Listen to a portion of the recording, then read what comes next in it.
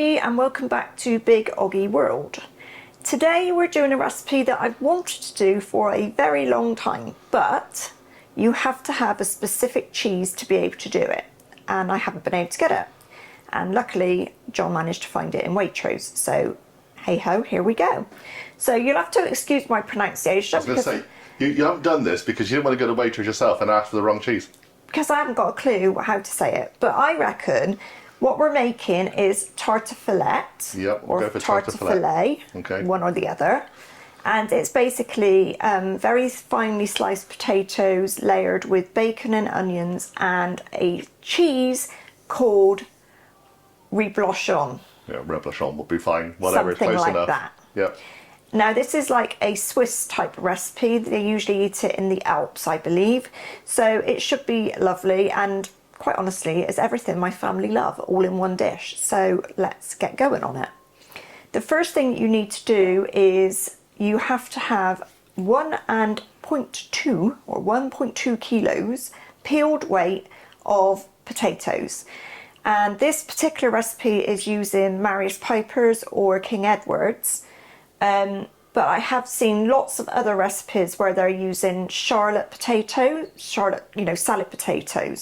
So I think it depends which recipe you go for, which one you like the look of. Some of them have got wine in, some of them haven't. There's variations, but basically you do you. So I'm using, what am I using? Mary's Piper potatoes, and you have to finely slice them.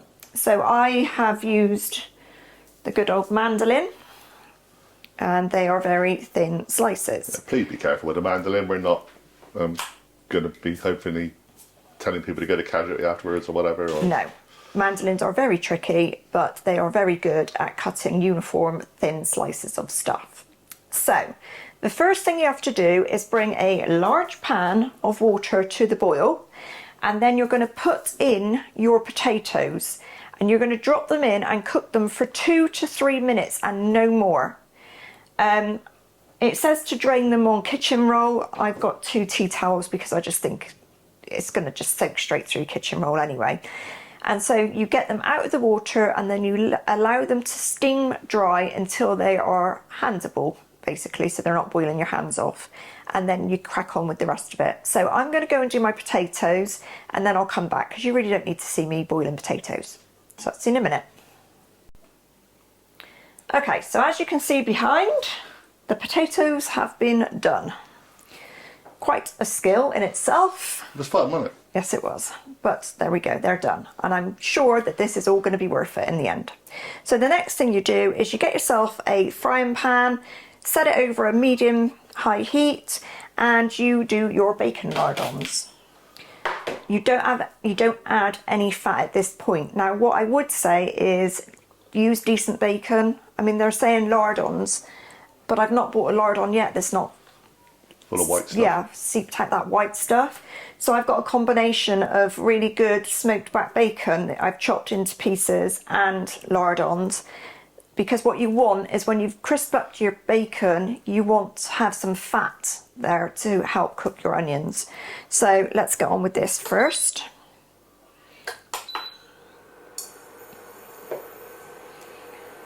In goes our bacon. It is comfort food, hence this is why we're doing it. It's not one of our comfort food recipes for this month, yeah. But it's kind of posh comfort food. So yeah, so spend a bit of money on it if you can afford it. Get proper bacon. The problem is the cheese. You have to have the cheese. If you don't have the right cheese... The cheese isn't the cheap cheese, to be honest. If you don't have the cheese, it's not real. It's one of those things, a bit like Jersey Royals, that's got its own sort of status, if you like, because it has to come Royals, from a certain place. So, yeah. But this, I mean, it's an incredibly rich dish. It's got lots and lots of double cream in it. You can add, like I said, I was going to say oil, but it's not oil, it's wine. Wine, yes. You can drop a white wine in it if you want. We've only got rosé in the house, so we're not going to bother. Plus, it is actually dry January, so we shouldn't really be putting wine in. No, and again, probably. If you, if you want to feed a family and you don't really want to put wine in your kids' foods, that's fine too. They're saying to serve it, you can use like charcuterie and gherkins and baby onions and all those sorts of things. It's pretty much like a fondue with potato, sliced fondue pudding, tart. That's what pudding. Well, I think that it's like a posh potato dauphinoise, that type of thing. So yeah, so it's a potato dauphinoise fondue. Hence why you might have the wine in it and a slightly posher cheese. So yeah, we're going to have it with chicken breasts. Yeah, we're having it as a side dish to go with something else, but something else will be just fairly normal. Plain. Because I think this is going to be quite delicious, and why would you want to overpower the flavour? So we're going to fry off our bacon, and when it's nice and crispy, I will remove the bacon and set it aside, and then start my onions. So we'll come back in a little while.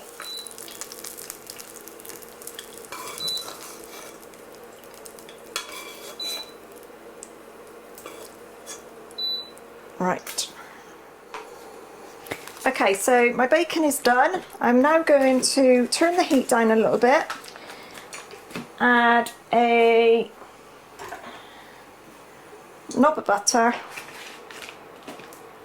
Let's be honest, it's not a healthy dish. A bit of butter ain't going to make any difference. No, this is not going to do for any diet. So if you're on a diet in January, forget this. Do this in February. Yeah, exactly. Melt the butter with the bacon fat that's already in the pan, and add your onions. Now I've got a mixture of red and white just because I quite fancied it, but you can have whatever onions you want. You need 2 onions. Again, use what you got. Absolutely. Next couple of months, especially after Christmas, we're kind of using a lot of store cupboard stuff. We just got a bit carried away with the cheese, that was all.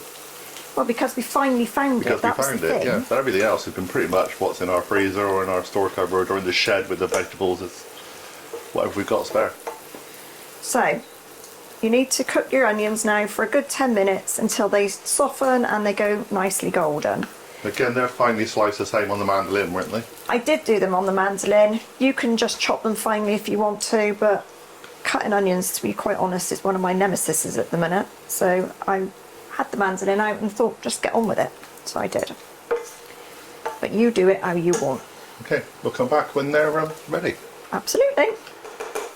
So my onions are starting to brown nicely now, and I'm going to add garlic. You need 2 cloves, and for those of you that watch us regularly, you'll know that I use garlic paste because I just find it a lot easier. If you do use garlic paste, you need 2 teaspoons, because it's 1 teaspoon per clove. And that goes. We're going to give that a stir around for a couple more minutes, just to let the harshness of the garlic cook off a little bit. And then we'll turn the heat off and put the bacon bits back, and then we start to build our dish. So I've cooked my garlic out, onions are brilliant, and now in goes the bacon bits, any bits of juice that are left on them. Give it a stir around, try and sort of incorporate it a little bit, and then we start to build. So I'm just going to get rid of the hob and make some space, and then we'll show you what to do next. Okay, so now we start building.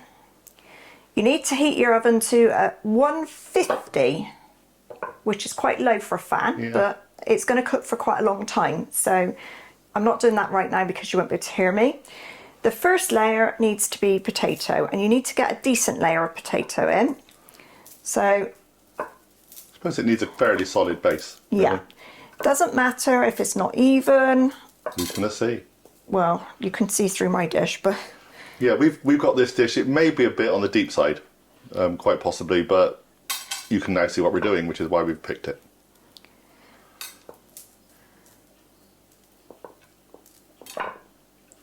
I have to say, I was a bit concerned initially about the cooking of the potatoes, especially because they're Maris Pipers, therefore floury, therefore disintegrate quite quickly and easily. But they've actually came out really well. I do wonder if that's why a lot of some of the other recipes we've seen have said shallots or they've said onions as well, because again, it's that waxy salad potato, those small ones. Yeah. But it could also be because they're small and it looks prettier with smaller slices than larger slices maybe. But the other thing about it is that if you like potato dauphinoise, it's very similar in that sort of thing, in as much as you've got lots of layers of potatoes and then it's going to be creamy and cheesy, and I think like thin layers are going to be much nicer than chunks of... It's a big chunk of something. Yeah. I don't know. Maybe if anybody tries it with salad potatoes, or maybe you do it regularly and you use salad potatoes, let us know what it's like. Obviously, we can only comment on our own experience. A recipe like this, certainly with the comfort food ones, with the pies, the casseroles, the stews, all those kind of things, you kind of do your own thing, really. We're just giving you an example of what you can do. You can kind of move it around how you want. So I think that's probably a good... I think that's a good start. Base.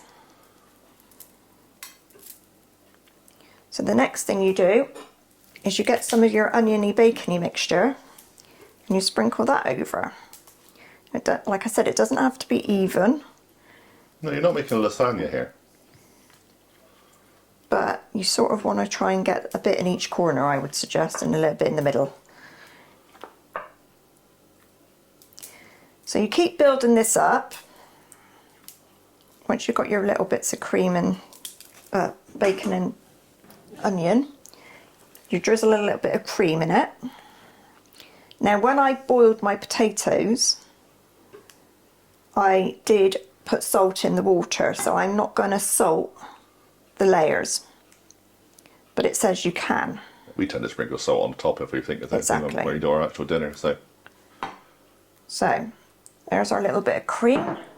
And then, so once you've got your bacon and everything, then you add some of your cheese. Now, this is the cheese. Unfortunately, I think I made a big mistake when I put it back in a dish, because it's kind of stuck. Getting back out again. It's a bit brie-like. It is. We spoke to our daughter who loves cheese and she loves brie, and we gave her a taste and she went, that's like brie. So it's a posh brie, but it's one of those soft cheeses. So. Now, it's said to cut it into long slices, which I did, but it's quite difficult to cut it thinly, so it's quite chunky, but it will do. And then you do your next layer of potatoes, and then again the bacon and the onions, the cheese and the cream, and you just keep building. So what's the most important thing at the end of all this? At the end of it, you have to have a layer of potato with a layer of cream. So you want potato on the top and you want to drizzle some cream over it. Not cheese. You don't leave cheese to the last. So the cheese goes in the layer underneath the potatoes. The cheese is inside, not at the top end. Yeah, absolutely. Because I don't know, but I wouldn't imagine this cheese to sort of go brown and crispy like a cheddar type thing would be. Potatoes may well do on the top, so there might be almost like a hot pot kind of thing going on here. Kind of, yeah. So we're going to let you carry on building. So it's potatoes, bacon, cream cheese, potatoes, bacon, cream cheese, until you basically run out and then you top it with potato. Absolutely. And a bit of cream on top. Yeah. We'll let you come back when you're ready. Okay. Okay, so I'm just putting the final couple of potato slices on. Like so. Looking very good. Like we said, it's like a very posh potato dauphinoise. I'm going to put a little bit of pepper on. No salt, as I said. But I'm going to put the rest of the cream on first, because obviously if I put pepper on and then the cream, it will just wash it away. So, final drizzle of cream.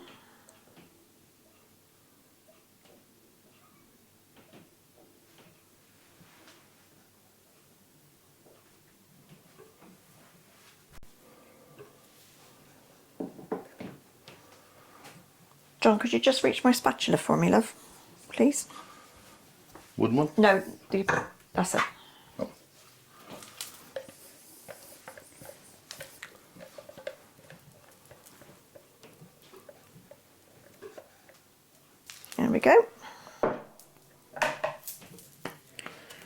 A little bit of pepper, not too much.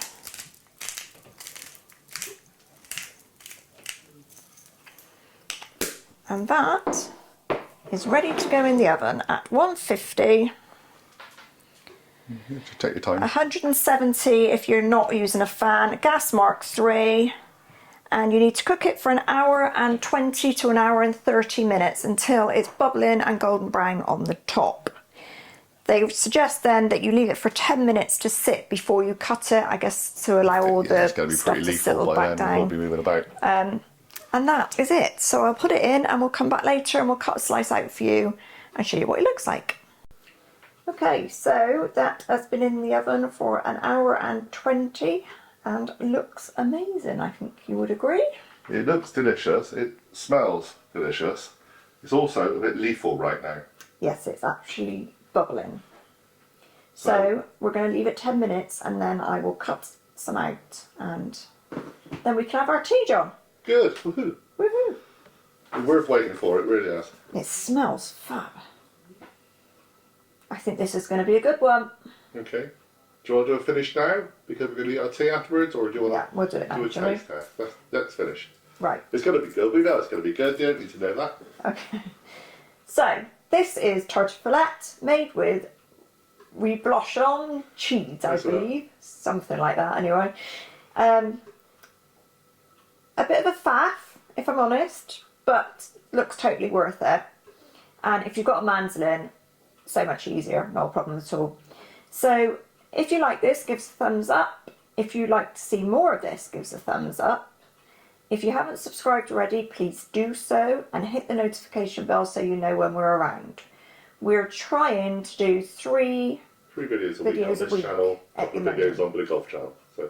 So we're just sort of ramping up for the new year and hopefully there'll be lots more recipes just like this one. So please do come along, tell everybody about it, and we will see you all again really soon. Bye for now. Bye everybody. We'll do a picture afterwards, I promise. You'll see the picture finished. Okay, bye-bye. Bye.